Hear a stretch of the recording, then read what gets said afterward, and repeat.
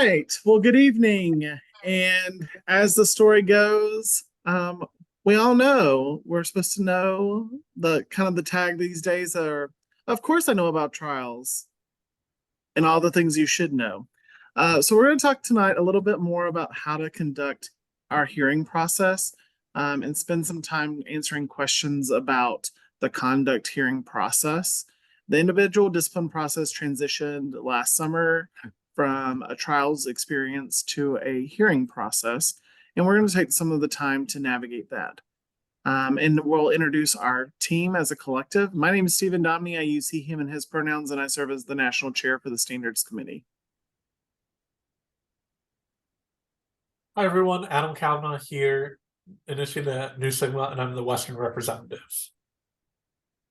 Hi, everyone. I'm Chris Glass, previously Chris Wilhelm, and I serve as the South Central Province representative. I'm Jen Huandato, initiated Gamma Upsilon and serving for the Northeastern Province. Hi, everybody. My name is Hunter Weber. I use he, him pronouns, and I am the representative for the North Central Province. And hello, everyone. My name is Jasmine Flores. I am the staff liaison, so currently work for the central office.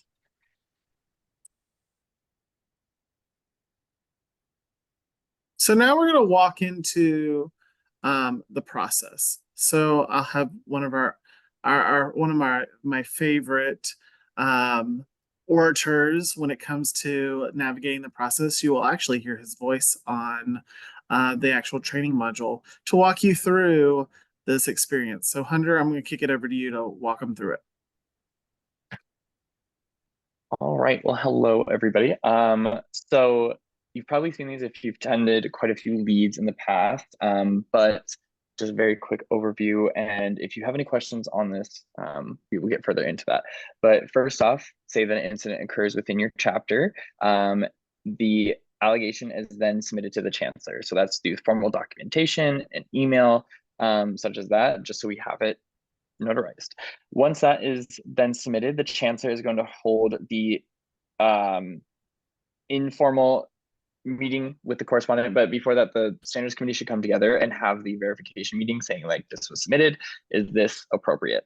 Then from there, yes, you have the informal meeting. This is just saying, hey, let's have a casual conversation. What happened? What's going on? If we'll go down the really quick route, if the respondent does not take, or the respondent does take full responsibility, then it's pretty quick. Thank you for responses. Here's what we're going to go from here. The standards committee is then going to come together and determine what are the best outcomes for everyone in this situation. Is it behavioral correction methods? Is it through the university? What is the best way? You then have those measures put into place, formalized, documented, and once those are completed, you have a follow-up meeting. Was it correctly done, and is it done from here? If the person takes partial or no responsibility for this, you then have to schedule a hearing.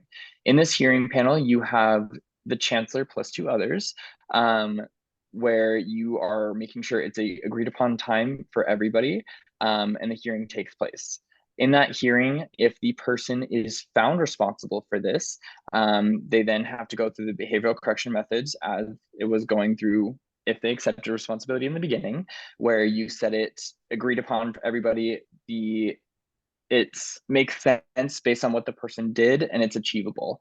You then, in the end, have the follow-up and making sure everything was completed correctly. If the person was not found responsible, then again, it's pretty quick.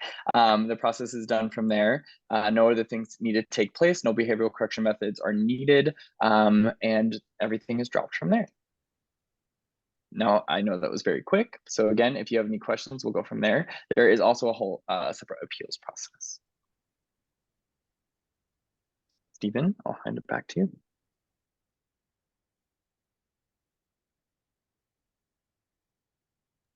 Should probably hit the unmute button to help us in this process. So now we're gonna open it up for, we've talked about the process. You've probably trained on the process.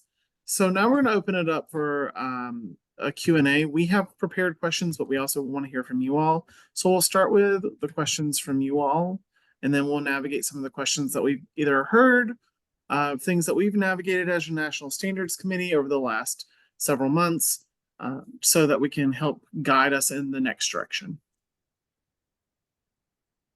And it looks like we already had a question submitted by Micah. Am I saying that correctly?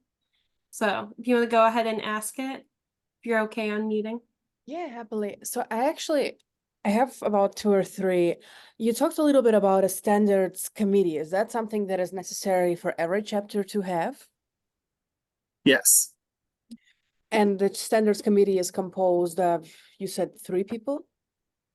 So the committee can have up to, you can have as many as want on the committee. We recommend no more than 5. Or you should have up to 5, but you can have as many on there as possible. But I would suggest sticking to 5. It's expected that you have 5, and then there for the hearing, you must have 3 members. So best practice 5 for committee, 3 for hearing. Okay. And is IDP committee separate from standards committee? How does that work? That the standards committee is the one that navigates the individual discipline process. Okay. Yeah, and as a friendly reminder, everyone who sits on the standards committee or is conducting a hearing needs to take a training online. It's in the learning management system. We can post a link in the chat later to make sure everyone has access to it, but everyone needs to be trained in order to be on that committee or conduct a hearing. Okay, and then sorry, second question. Is there a system of checks and balances for the chancellor? Can you clarify more of what you mean by that checks and balances, please? Yeah, of course. At least our chapter has been using our chancellor as a filter for complaints that seem legit versus complaints that seem more so of people having, let's say, disagreements. Is there somebody that can stop the chancellor from doing something that we believe is against fraternity guidelines? If the chancellor believes that we need to hold an emergency meeting, is there somebody to kind of be that check and balance for them? I know that they're a filter, but is there somebody to filter after this, if that makes sense? It does. So I'm going to step it back a few steps. So yes, the chancellor is the overseer of the process, but I want to clarify some things. So one, the validity of a case is verified and confirmed by the committee. So the standards committee should be navigating that as a collective. So it's not just the chancellor making a decision, recognizing the fact that the hearing panel that will hear the case, which will be made up of members of the standards committee, will be able to navigate those things. Recognizing the fact that then the correct behavior correcting measures are affirmed and you move from there. So the reality is the chancellor doesn't have the all overseeing power. It's recognizing the fact that they're leading and guiding the process while the standards committee is there to help navigate the checks and balances. Does that make sense? Okay, so if there is a formal complaint, it should be brought to a committee rather than the chancellor. Is that correct? So the chancellor takes and then has to confirm with the committee. So it can't be the chancellor makes the decision on their own to validate whether or not the legitimacy of complaint. Okay, thank you. And I believe Micah also had a question about if pledges can be put through this process. So it's an individual discipline process. So recognizing the fact that our members can go any volume, any level can go through that process. Recognizing the fact that, again, the outcome of these hearings are behavior correcting measures, not immediacy for expulsion. Okay. I guess to follow up on that, what would constitute a reason to hold an emergency meeting, and what happens if, I don't know, let's say I or my team, we violate IDP rules? Is that a reason for a person to appeal?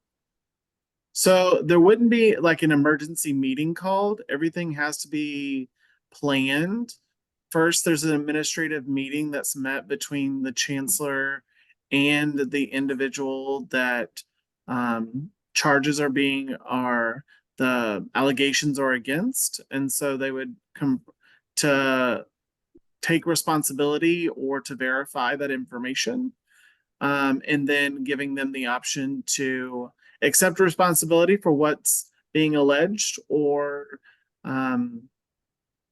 the fact of them saying, no, I don't agree to the allegations, and moving forward with the hearing. And so then from there has to be a scheduled meeting for that hearing to occur. So again, everything is calculated and timelined, which is outlined in our guide for the individual discipline process. I guess, sorry, the question was more so of like, oh, what if, I don't know, what if somebody or I mess up, or I don't follow the procedure to a T, or let's say I don't schedule the meeting with the person, or instead of the chancellor meeting one-on-one, it's somebody else. Is that a reason for the person to go and to appeal that hearing was because we did not follow the correct procedure? Correct. Because if you do not follow the outline procedure, they have the grounds to appeal. Okay. And I just wanted to jump in. So on that question about if pledges go for the IDP, they don't. So they're not members yet. And they if there is a concern with a pledge, it's discussed in the chapter meeting, and there's national bylaws information on how to remove a pledge and specific thresholds on removing a pledge as you get closer to the initiation date too. So pledges do not go for the IDP at all. Okay. Our next question came from Winston. So if you want to unmute, or if you want me to read it, give you a couple seconds. Yeah, I can mute. Question I had as the current chancellor, if I did conduct a hearing, would I be submitting any sort of like documentation or anything of that kind of sort to you guys per se, or how would I kind of go about that? So there's a form through the hub that you would submit when an allegation that tracks the allegation process. So you would submit that information, the administrative hearing date, when the hearing took place, and the outcomes. All of that would be placed into the hub. If an appeal occurs, then we would request information such as the minutes from the meeting so that we could navigate that from the appellate source. Okay, thank you. And then Sarah, I saw that you had a question as well. Yeah, so my chancellor couldn't get on tonight, he's at work, so I'm hoping to help get some information to them. But they're currently navigating the process, and it's for some brothers who have stopped showing up, so they want to go through the expulsion process to get them off their roster. And in this case, because they've stopped showing up, they've actually told, I believe, the SVP privately they don't want to be involved, but the chancellor can't get in touch with them. So in a case like that, just generally, if the chancellor can't get in touch to even do the initial meeting or to go through the hearing process, what would the process look like? And are there any best practices for navigating that? I'm going to open that up to our National Standards Committee because we've all kind of navigated different components of this. So does anyone want to tackle this specific one?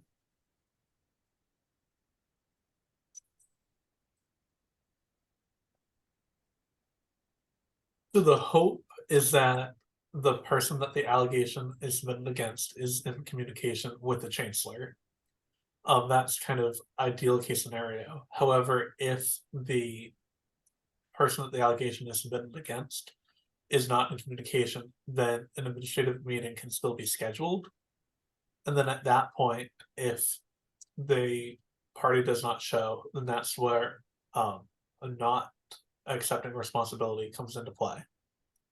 And then that's where you would move throughout scheduling the hearing in the appropriate time window at a appropriate time. So not at midnight on New Year's Eve, not during university holidays would be our recommendation, things like that. And then it would move into the hearing where the individual would be found responsible or not responsible.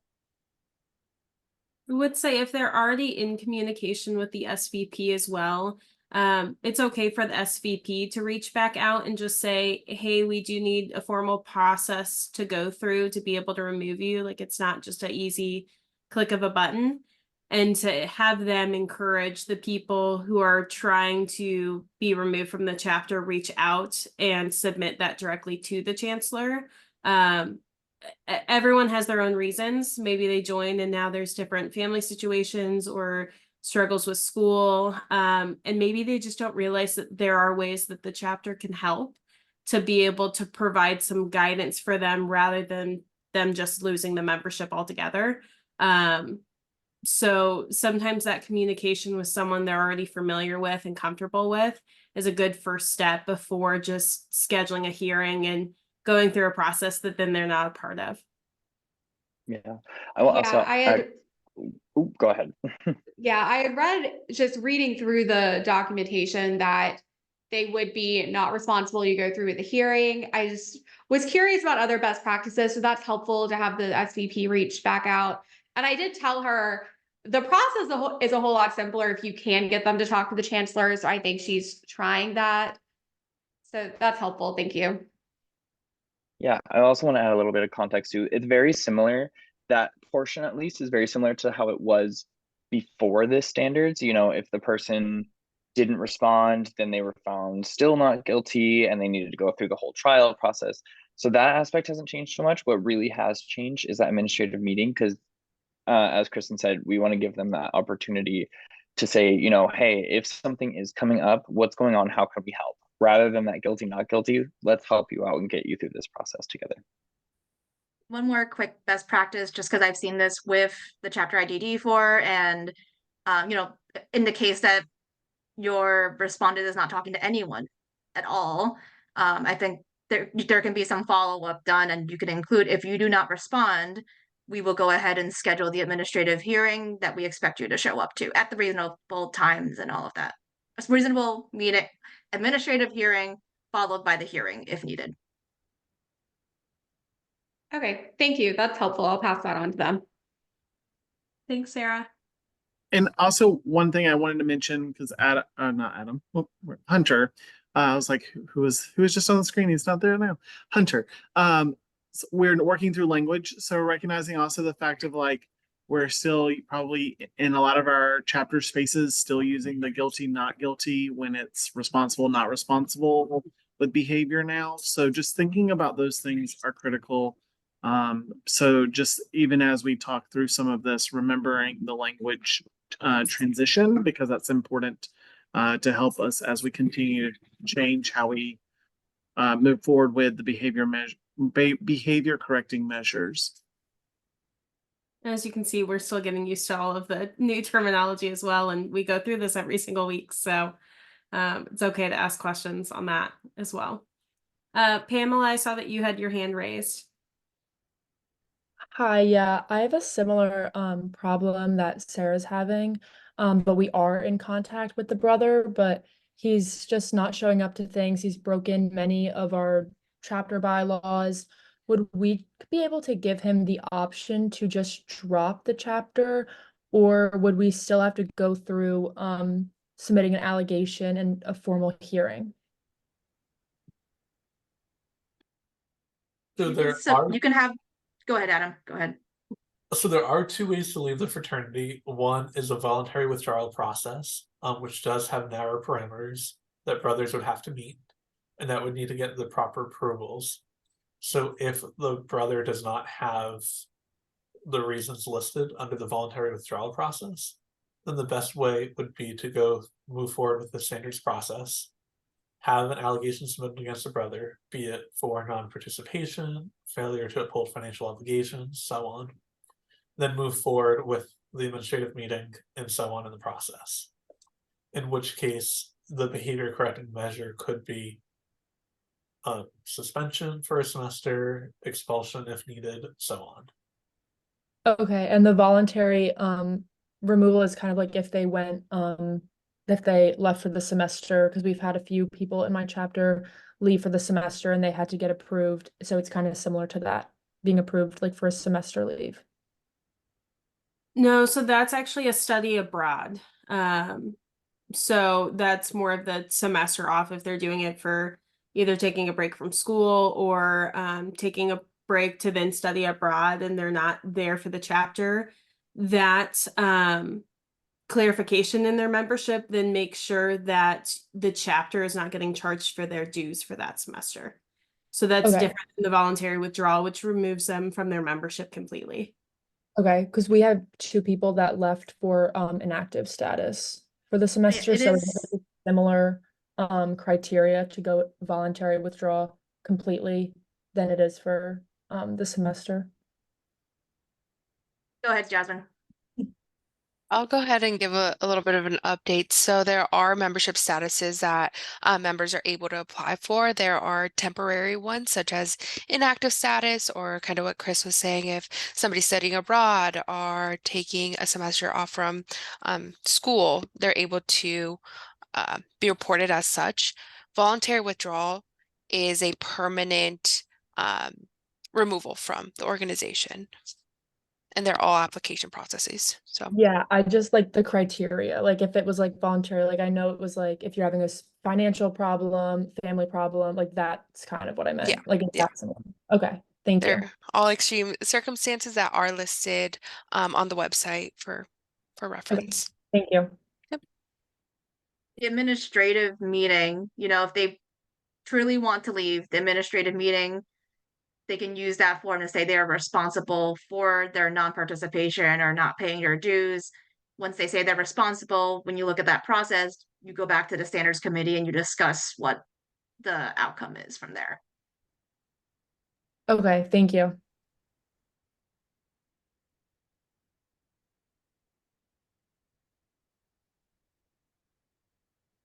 Awesome. Well, I think that's all of our free, and Adam dropped some more information with the link to that status on the website in the chat. So if there are additional questions on that, he provided some additional information. They think as of right now, that's all of the questions that were dropped into the chat. So I know that there are some questions as a committee we've seen a lot of just based on reviewing some documents and going through it. So I guess we'll start there. You guys are ready for that? Sounds good. So a lot of one of the questions we get a lot is, when does the trial go to provincial level? Yeah. And I'll kind of take that answer on. So just like Stephen was talking about, trying to get used to all of the terminology of everything, it is a hearing process now. It takes some of that automatic guilt out of the name by saying hearing instead of trial. So do want to make sure we're using the correct terminology there. But the reason that it would go straight to a provincial level rather than staying at a chapter level is if it's an extreme circumstance, such as sexual harassment, assault, or any misconduct between brothers. So anything other than that may be something that's maybe an uncomfortable conversation or something that might be a little bit too close for multiple members of your committee. And we definitely want you to reach out to your local leadership to see how to handle those the best.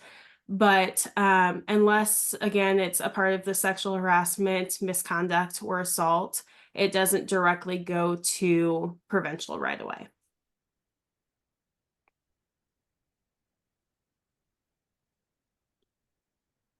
So I'll jump in and ask a question then. So Stephen, can you tell us a little bit more? There's an allegation submitted for a brother of the chapter. Can we remove them from events prior to having that administrative hearing meeting? So the answer to that is no. So the process has to be followed before any formal actions are taken. This includes telling someone they can't attend meetings or fraternity events. Doing this is grounds for decision to be overturned if the respondent appeals the decision. So some of the things that we've navigated this over the last several months are some suggestions that we would recommend here. Do the process in a timely manner and communicate quickly with all parties involved in the standards committee. Remember, and we recommend, if there are more serious implications, safety, well-being, use your university resources and assistance as needed. You might need public safety, student life, student affairs offices, Title IX office, etc. Also, this is something that's come up a few times. Just a reminder that we don't have Title IX cases in DSP. If there's an allegation with legal implications, definitely use that first, and it would go to the Provincial Standards Committee. And so recognizing the fact that, as we already alluded to earlier, the conversation around sexual harassment is the language that we use within member conduct, unbecoming of a brother, those types of things are what we are navigating through. Again, anything that rises to the next level, then we will navigate with the Provincial Standards Committee. Another question that we often get is, what role does the president play in the individual discipline policy? So Hunter, what role does the president play? Yeah, so in this case, the president should be a neutral party.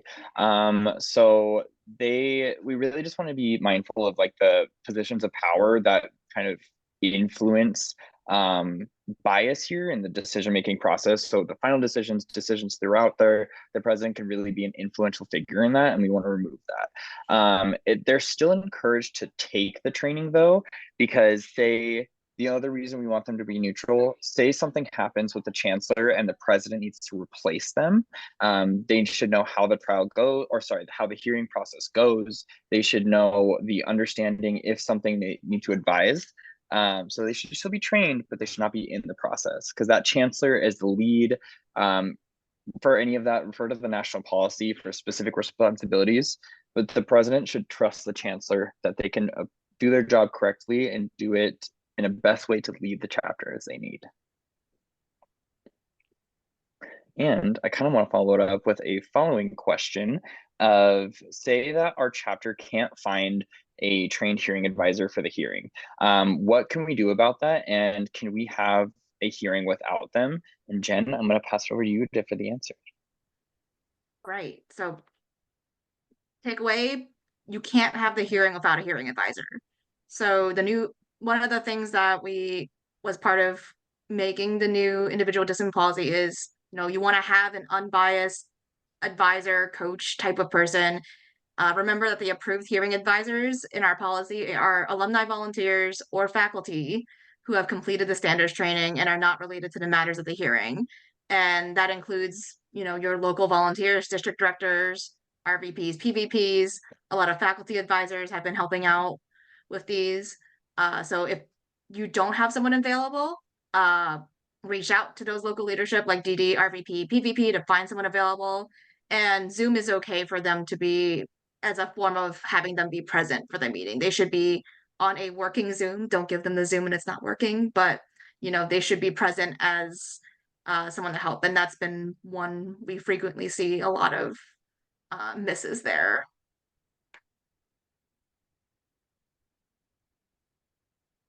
All right, gonna give a moment also if there's anyone else who still has questions from the live audience. Can I just ask where that training is available for us?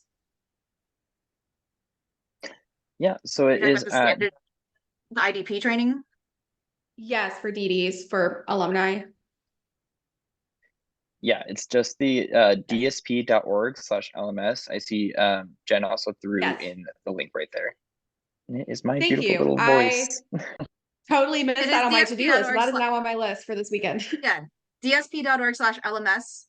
When I type it in, it gave me that. So either one will go through. All right, I got a private question saying, what if we don't have enough people to be on a chapter standards committee? Yeah. So I'm going to jump in and take that one, since I do a lot of the bylaws and policy procedure reviews to help out with that. So there are different things that you can put in place within your documentation for your chapter. Two of the most popular that we've seen is you can give some type of attendance points. If someone does the training, then they get a certain amount of attendance points, normally similar to something of a social event.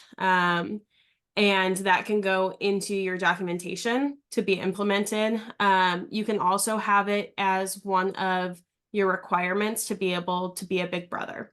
So some chapters will require that you have to be a brother in good standing, you have to not have been a big brother before. And this can be something that you also put in that you have to have the training done for that. Those changes to your documentation do have to be approved by one of the policy, procedure, or bylaw guideline, sorry, total blank. One of the reviewers, it has to be accepted and put into place there. So it cannot be enacted within your chapter until it's been reviewed by someone on the national committee and has been accepted. Other things you can do is always like positive peer pressure is a good thing. You know, hey, I did it. It was easy to do. We could do it together. You can also have at one of your meetings just say, hey, you know, everyone on the executive committee, we're going to sit down, we're going to take this together tonight, and you guys can watch it together and then fill out the questions and information you need to on your own laptops. But sometimes doing it as a group helps facilitate that a little bit faster. All right, let's see if I have another question. So I'm gonna ask this one to Hunter. Are we supposed to share the results of the hearing for the behavior correcting measures with the chapter? So short answer is yes. In this process, or in the process, it is to notify the chapter. However, these notifications should not have all of this context, all of this detail like it used to. It's strictly administrative, and it's just to advise the general body if a member is on suspension and they shouldn't be at an event. So if they are attending future events, the chapter knows they shouldn't be there. Or if someone is just no longer associated with DSP in general. The whole thing is that no additional details should be shared about the allegations, and this is really just to preserve the confidentiality of this individual. We're not trying to share their, for a better saying of it, their trash or their situations with the whole chapter. It should just be held with those that were in the hearing process.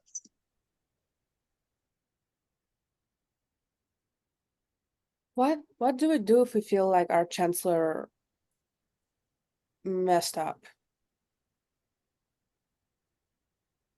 Like, I can add clarification, as in if they were going through the hearing and they didn't follow it correctly, or just in general, the chancellor. If hearings aren't followed correctly, if DSP procedure isn't followed correctly, what measures are taken at that point? Is it possible to remove a chancellor? Is it possible to talk to the like what do people do when their chancellor is not following guidelines? So I will say this, when things are not followed, they're typically appealed, and depending on that,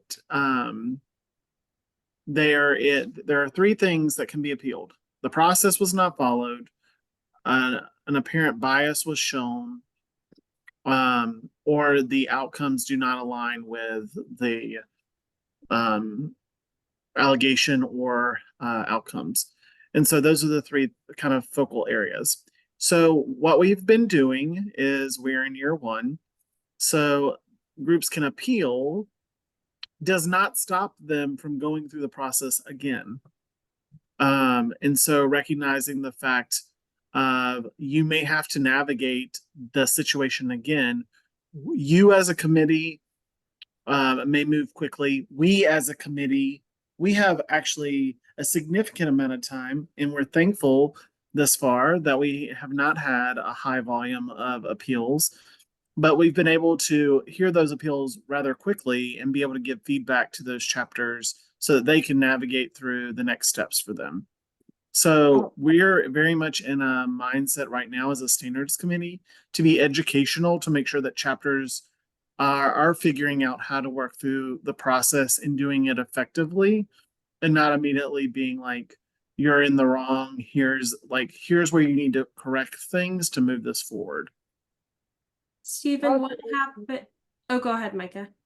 Yeah, sorry about that. I was just gonna ask, how do we educate people on the fact that they can appeal? I feel like also lack of appeals comes from the fact that people don't know what, I don't want to say the word rights, but I feel like they don't know what the process should look like. They don't know when a chancellor messes up, they aren't doing, these people aren't doing their IDP trainings, nor do they have to.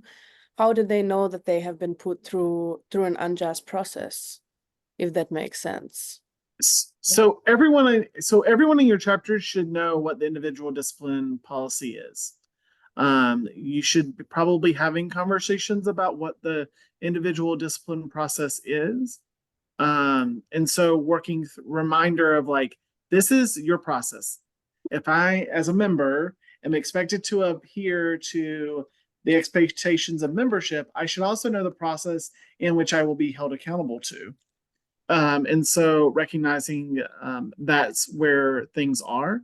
I think the other piece is that if they are found responsible, there's information that's given to them about the options to appeal. That does exist. And so moving forward from that, whether or not an individual takes the opportunity to appeal or not is up to them. But again, it also, their grounds for appeal are only three options, and that's the only three options there are to appeal. So I think it depends on the individual, and I think it depends on the circumstances, on the level that they're willing to appeal, and or do they feel as though they should appeal. And that's some great information that you can tie into either your DEI event or your risk management event to also bring this as part of the conversation. There are events that you have to do at your chapter anyways, and it's a little bit easier sometimes than just sending out an email saying like, hey, everyone should know about this and read this, is to have it during those events that they need to be attending. Yeah, I'd also like to hop in and say, this is where a great time the hearing advisor can come into play. Since they're there mitigating, if they see something is not going well with the process, or they see that maybe the chancellor is swaying one way or the other, people aren't trained, they then have the cadence to be able to say, hey, I think based on what I'm seeing, you should submit for an appeal. It also becomes, aspect of the president, this person who was elected for their role isn't fulfilling their proper role. You can go about ways for, I forget what it's called, but removing that officer from their position, electing somebody new. Maybe that's not the first step, but reviewing it over time. Also, another way that things can be appealed in general is like if that new evidence is available that was not there for the original time of the hearing. Also, since we're talking about appeals, I know there might be another one, but I feel like this is a great time for this question, which I'm going to pass to Jen, is like, what are the top reasons for appeals to have their decisions overturned from what we have seen? All right, and just for general knowledge too, so the role of the National Standards Committee, our role, we're appointed by the Grand President for each of the provinces to review if an appeal comes to if an appeal gets sent to central office after a hearing, central office sends it to us. We will look at the facts, and those three possible outcomes can come. So that's our role. We're also in charge of education, so that's why we're having this webinar. So in the appeals that have been submitted to us so far, procedural is by far the top reason we're seeing appeals happen, and for reasons to overturn the decision when we review. And those procedural items include, we look at the appeal, we see hearing advisor was not present. There was a bias demonstrated based on the notes and minutes submitted in the as part of our review, compared to whatever the other facts that are submitted. We see bias. If some chapters have skipped the administrative meeting and gone straight to the hearing, so the process does state we have to do that first. Improper communication timelines for scheduling the meeting. So if they get the allegation on a Monday, they're scheduling the administrative hearing less than 24 hours in advance, not giving enough time for the respondent to react, then like the process goes too fast and it's not fair that there wasn't enough notice. So those are the things that we've seen so far where we've had to overturn those decisions when we get an appeal. So we hope that from things that we've seen, you can understand that, avoid these when you're doing your own hearings and following the IDB process. Another question we often get is, how do more people, sorry, Oh, I think we're done with that one, right? So actually, that leads to a question and something that we've seen a lot. People ask us a lot. You know, sometimes complainants are concerned where they want to submit an allegation based on hearsay and gossip, and this can lead to unclear submissions without a clear complainant. What's the best way to handle like trying to submit an allegation when there's not a ton of information available, if it's gossip, etc.? I think Adam, you've had experience with this, right? Yes, so unfortunately, the complaint does need to be submitted in the form of an allegation to go through the hearing process. So someone will have to be the person to submit it.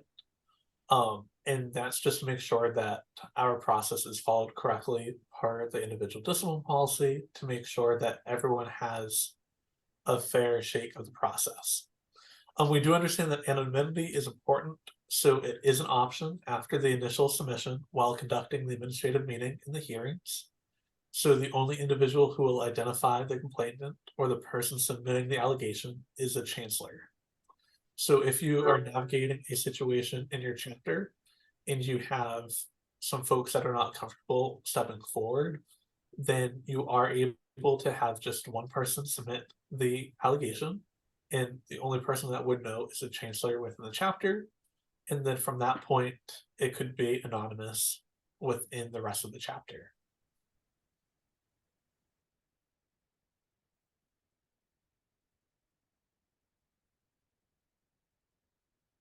I'll kind of, That's all our. I was gonna say Follow- that's all our submitted. Go ahead, Chris. yeah, I'll kind of follow up with one too that I think we've been tiptoeing around a little bit, which is like what happens if you're not comfortable with your chancellor. Say it's something that you want to bring an allegation against your chancellor. Who then should you submit that allegation to, since you obviously don't want to submit it to them? Or is there a process for that?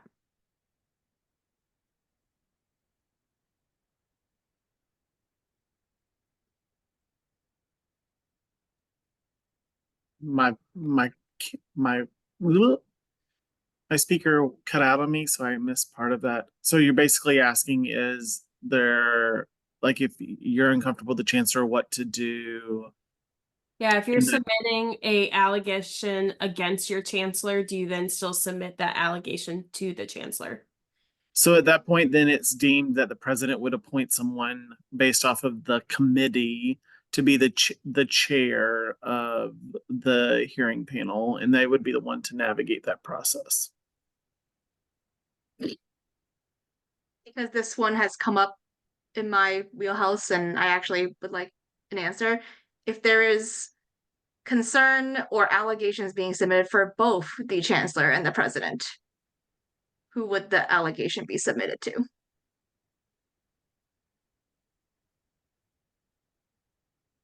That's a great question. I just got that question and I figured this would be the forum. I'd love to provide context. Stephen, or do you want to take it? Go for it, Hunter. I was like, he unmuted, so I'm gonna let you run for it first. So I think the best way to go about it and a safe way to go about it, especially in that, is instead of just taking these loop and bounds, maybe your first step is to communicate with the chapter advisor, the hearing advisor in that one, but also you can communicate with your provincial standards chair. So we have the national standards chairs, which are us, but you also have your provincial standards chair. Your provincials are the ones that handle everything with like alumni and sexual harassment, as we say at the beginning. But if there's not that comfort level or aspects where you feel like you can't communicate with these people, reach out to them. They're there to support you as well. So if you don't know who that is, or maybe there's not someone for your area, they then can recruit the support of someone from another province. And it's a good way both to be following the process in a timely manner, but also making sure that you are represented on multiple different levels. If I answered that correctly, Stephen and Jen, is your question? And it's another great opportunity to loop in your volunteer leadership to your ADD, your DD, or RVP, because those are also trained leaders within the fraternity. through the certified Delta Sig leader training that understand the complexities and how to navigate that, and oftentimes have communication with both the president and the chancellor, and can help navigate those difficulties.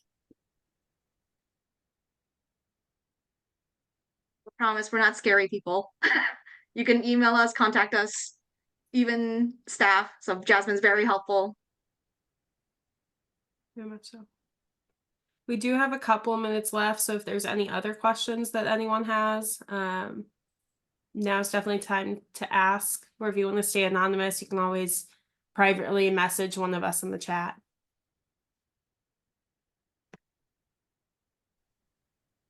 Hey y'all. So I have a question. So we have discussed a lot of things that have come up throughout this, I guess time period that we've been working on this.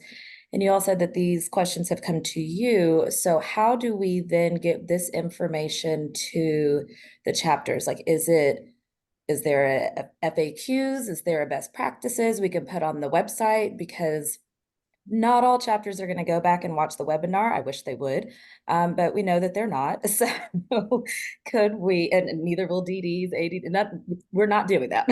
But is there a way we could quickly get to like a web page that'll have some of the more frequently asked questions listed out with responses that we can kind of direct our chancellors to and other volunteer leaders to when questions come up? We do have an FAQ on the website to navigate, to support. We're trying our best to keep it as fresh and up to date as possible. Please, everyone needs to understand that many times it's reactionary because we learn through experiences. And so trying our best to be proactive, but recognizing that sometimes it's like, we never thought about that before. And so we are working to try to keep that as up to date and refreshed as possible, recognizing that even if we have to make edits to the guide, we try to do that in a quick fashion. And so recognizing both the FAQ and the guide, we try to make sure that as we learn through the process that it's a living, breathing document, not having to wait till we get together every 2 years to put the new refresh. This, I will say, we are trying to move this as quickly as possible to keep it in tune to what's happening with our member chapters. I'm trying to find a link for that FAQ on the website to drop that link in, but if someone else has it easily available, feel free Okay, to drop good, that. because that's exactly what I was going to ask, if somebody could drop the link.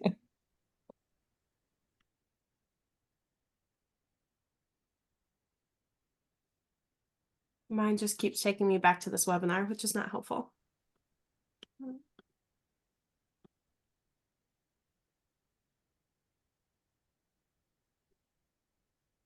Yeah, I think if we can't find it in time before the end of the webinar, we can send it out after the meeting to everyone who's registered, right?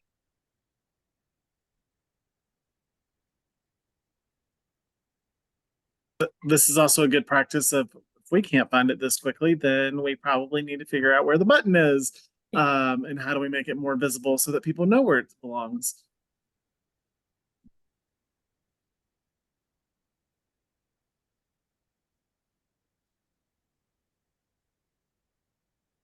Any other questions in the last 5 minutes that we have together?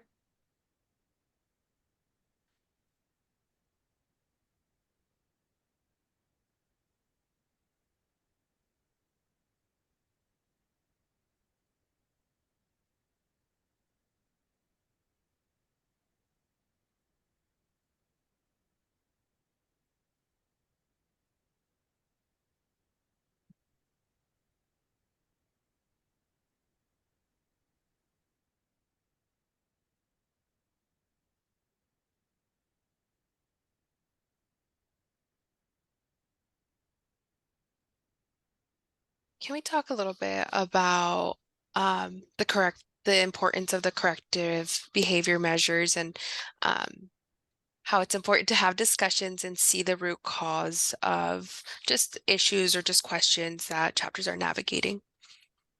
Absolutely. I think the reality is this. When we moved from trials to the hearing process, it did mean that, and it's still happening, where people immediately go to, well, we did the hearing, so we're immediately moving to expulsion. That's not the first step. Is to actually have a conversation about why did this behavior occur. And if you're sitting here to say that the member is not engaged, okay, so what's the deeper root for why they're not engaged? That's why that hearing is there, to have a dialogue. It's not, the conversation with the hearing is not to be sterile. It is to be one that is productive, actually ask meaningful questions, ask deeper rooted questions about like what's going on. Maybe something's happening in a member's life. Maybe they're not having a positive experience. Maybe they thought that something was their academic program changed. So there's all kinds of questions that could be asked in ways to help understand, while also making sure that when you're talking about behavior correction measures, that it aligns. You wouldn't go to someone who's navigating financial responsibility issues and be like, and we're adding a fine. That doesn't align. Or to say that the person is going to, that they can't make it to a professional development workshop because of the day of the week. You wouldn't then say, okay, well, now you're going to plan a professional development workshop on that same day. So thinking about the fact of like, what makes sense? Are there ways to maneuver in a way that we are more flexible, that we're more deeper in thought, that allows for us to be more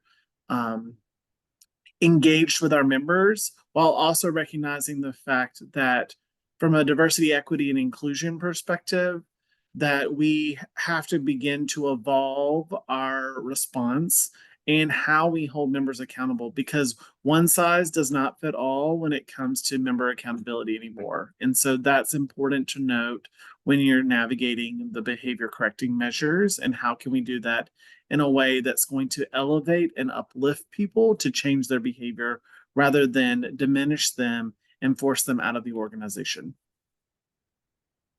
I'll jump into and share a bit of a personal story. This was something that my chapter went through, that we had someone that wasn't very involved. We decided to put him back on trial. This was back in 2016, 17. And as we were going through the trial process, they had opened up to us and said that they were really struggling with some financial stuff because of their house burning down and not being able to supply, and they couldn't then pay dues, and they were ashamed to show up to events because they couldn't pay dues. And it just like unloaded this whole story that no one had any idea about, because they were pretty new to the university at the time, and we weren't aware. So it was something too that then the chapter was able to host a fundraising event to help them out.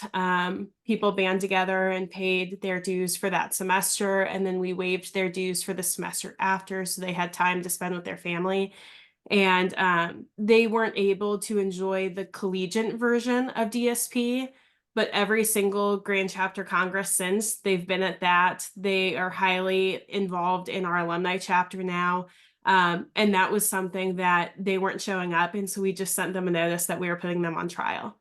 So it does make a difference to have that sense of kindness and that reach out to be able to help people. And that's really what we're trying to convey in this hearing process, is being able to really get down to the root of what's going on. And as you're electing your chancellors of like, what are the qualities of a chancellor? It's important to have someone who can execute Robert's Rules of Order, run meetings, etc. But in that case, because they're going to be the overseer and like manage the IDP process, when they're having administrative meetings and handling and talking with individuals, having them be able to have those conversations calmly and hear people out is an important quality too.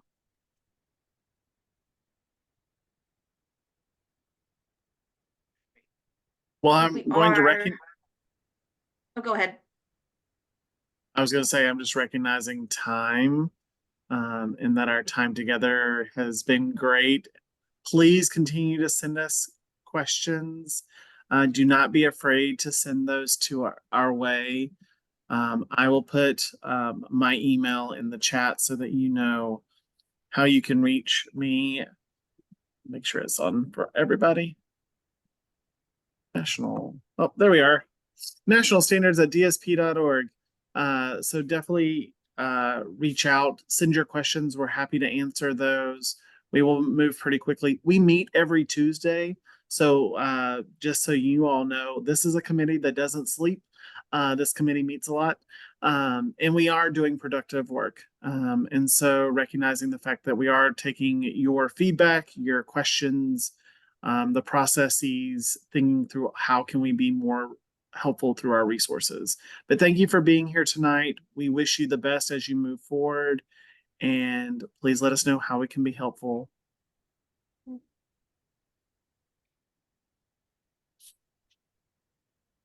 Right. Good night, everyone.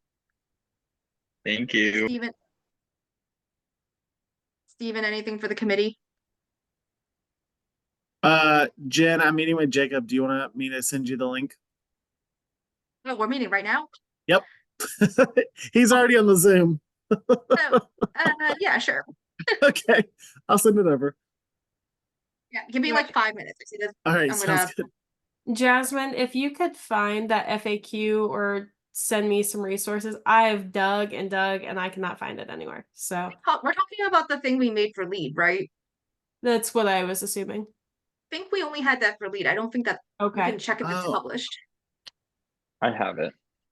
I'll also connect with Jess on the website. I know there was a couple questions of what is listed on the website. So I've already sent that over to our comm team and they're working on making like just a note if you're looking up individual discipline policy of what is outdated, what is current, because there are some things that are policy based that, you know, are prior to now. But I'll take a look at that and then I'll also see if there's a place where there's just like an individual discipline policy resource, like a landing page or something like that. That'd be awesome. Thank you. Thank you all. All right. Steven, Bye, y'all. tell me the link. Jasmine, What do it? we'll talk. Okay. Call me.